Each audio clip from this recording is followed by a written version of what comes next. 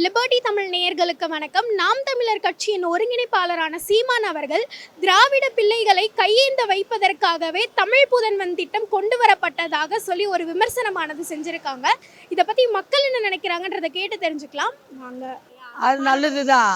அவங்களுக்கு எல்லா கஷ்டம், படிப்புக்கோ ஒரு பசிக்கோ கஷ்டத்துக்கோ எல்லாத்துக்கும் ஒரு உதவியாக தான்மா இருக்கும். அது ஒன்றும் கையேந்துறது இல்லை. அது இருக்கிறவங்க தியாகம் பண்ணுறாங்க,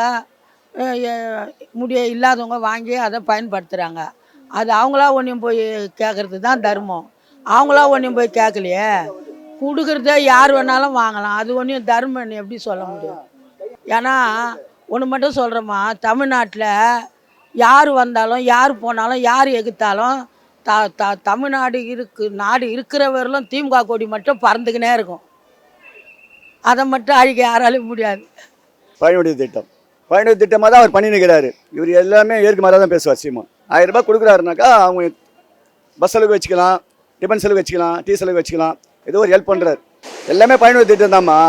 நான் ஏன் சொல்கிறேன்னா, நான் பக்கா ஏடிஎம்ங்க இன்னும் ஸ்டாலின் ஏன் பாராட்டுறேன்னா, அவங்க அப்பாவோட ஒரு பெருசாக செய்கிறாரு, ரொம்ப சாதனை செய்கிறாரு. அது ஏன் கவர்மெண்ட் நம்ம காசு தானே கொடுக்குறாங்க, அது ஏன் கையேந்திரன்னு நினைக்க வேண்டிய அவசியமே இல்லையே. அதை கையேந்திர திட்டமாக நினைக்க தேவையில்லை. அதை நம்ம அரசாங்கம் நமக்கு செய்யுதுன்னு நம்ம ஏற்றுக்கலாம். வசதியானவங்க இருக்காங்க, வசதி இல்லாதவங்க இருக்காங்க. அதனால் இது எல்லாருக்குமே இது பயனுள்ளதாக இருக்கும். வரட்டும். அதனால் படிப்பு வருதுல்ல உங்களுக்கு, ஏதோ ஒரு விதத்தில் படிப்பு நமக்கு கிடைக்குதுல்ல, அதை வரவேற்கலாம். இந்த மாதிரி வார்த்தை அவர் ஓவராக பேசுகிறாரு. ஆனால் ரொம்ப அதிகமாக பேசுகிறாரு. படிக்கிற மாணவர்கள் பயன்படக்கூடியதாக இருக்குது. அது பிச்சை எடுக்கிற மாதிரிலாம் இல்லை. அது ஏன்டா அவங்களுக்கு உதவி செய்கிறாங்களே, ஏதாவது பஸ் பேர் ஆகும், எதாவது வாங்கிட்டுப்பாங்க, புக்ஸு ஏதாவது நோட்ஸு பென்சில்லாம் வாங்கிப்பாங்களா, அது நல்ல திட்டம் தான். இல்லை அவங்க பசங்களை இந்த 1000 ரூபா கொடுத்துட்டு பசங்களை ஸ்கூலுக்கு அனுப்புகிறாங்க, எல்லாம் பண்ணுறாங்க. இதை கொடுக்கலன்னா பசங்களை ஸ்கூலில் வேலைக்கு தானே அனுப்புவாங்க. அது பயனுள்ள திட்டம் தானே. இப்போ கிராமத்திலாம் அப்படி தான், நம்ம சிட்டியில் தான் படிக்க வைக்கணுன்றது ஏம் இருக்குது. அந்த மப்சலெல்லாம் அந்த மாதிரிலாம் இல்லை. ஒரு 5 வயசு 6 வயசுனா வயலுக்கு இட்டுன்னு போடுவாங்க, ஒரு 10 வயசுல அங்கே உட்கார வைப்பாங்க, குழந்தைய பார்த்துக்கணுவாங்க. இது நல்ல திட்டம் தானே. இது திட்டம் பயனுள்ள திட்டம் தான். அது மாணவர்களுக்கு அது தேவை தானே. வேலை இல்லாமல் இருக்காங்க, படிச்சுக்கூட வேலை இல்லாமல் இருக்காங்க.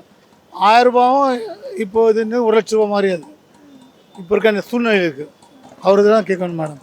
அதை பேசுகிறது ஒரு டைம் ஒரு மாதிரி பேசுகிறார், நம்மளுக்கு புரியல என்ன காரத்தில் அந்த மாதிரி பேசுகிறாருன்னு. ஏன்னா இந்த ஆட்சி ஸ்மூத்தாக போகுது. அது ஒரு நாள் அவருக்கு பிடிக்கலன்னா அது அல்லா தலை தான் தெரியும். Thank you madam. Thank you sir.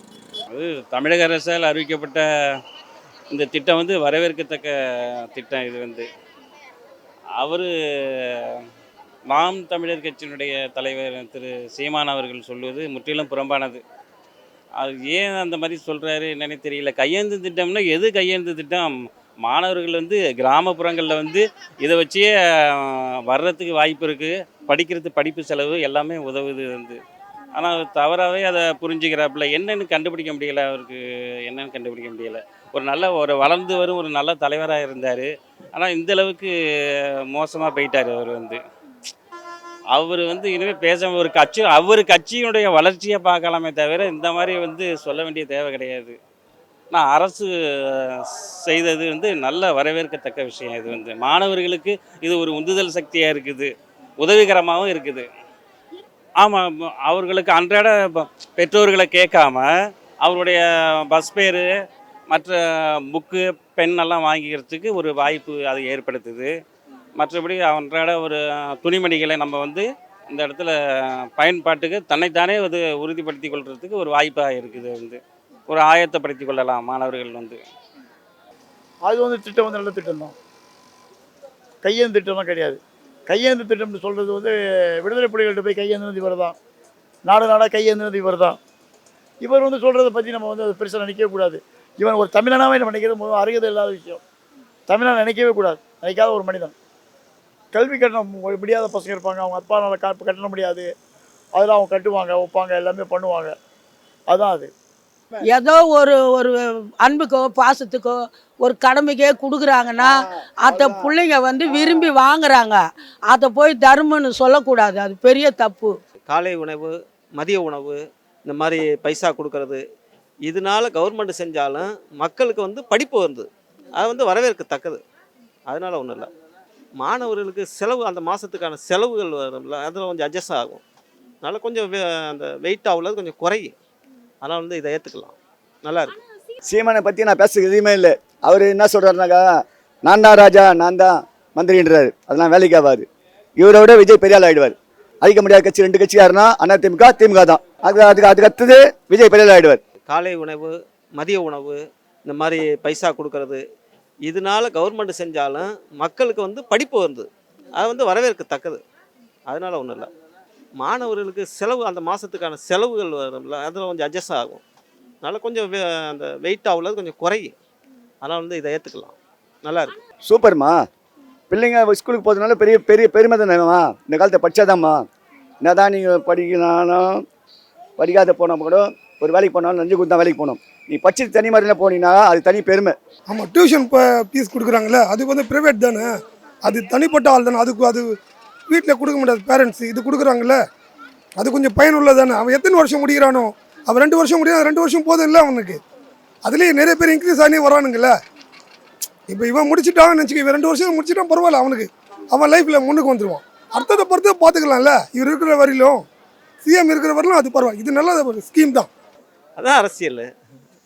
இவங்க சொல்கிறது அவங்க சொல்லுவாங்க, அவங்க சொல்கிறது இவங்க சொல்லுவாங்க. இது வந்து அரசியல் தான். இது வந்து இந்த மாதிரி வார்த்தைகளெல்லாம் வந்து மாணவர்களிடையே பயன்படுத்தக்கூடாது. அது உண்மைதான், பயன்படுத்தக்கூடாது. இது அரசாங்கம் தானே கொடுக்குது. கையேந்திர வந்து அவங்க வீட்டில் போய் வாங்குறது இல்லை, அரசாங்கம் நமக்கு கொடுக்குது. மக்கள் பணத்தை தானே மக்களுக்கு கொடுக்குறாங்க, அது வந்து வரவேற்கத்தக்கது. இது உண்மைங்க. அது இந்த 1000 ரூபா பணம் வந்து எவ்வளவே உதவிகரமாக இருக்குது தமிழக அரசு. இது நல்ல வாய்ப்பு, நல்ல சாதனை. இது மாணவர்களுக்கு ரொம்ப வரவேற்கத்தக்க ஒன்று. அது வந்து மாணவர்களுக்கு ரொம்பவும் நன்மையாகவும் அமையுது, பயனுள்ளதாக அமையுது. அதனால் வந்து இதை யாரும் புறம்பாகவே சொல்லக்கூடாது. அது எப்படி அவங்க சொல்கிறாங்கன்னே தெரியலையே.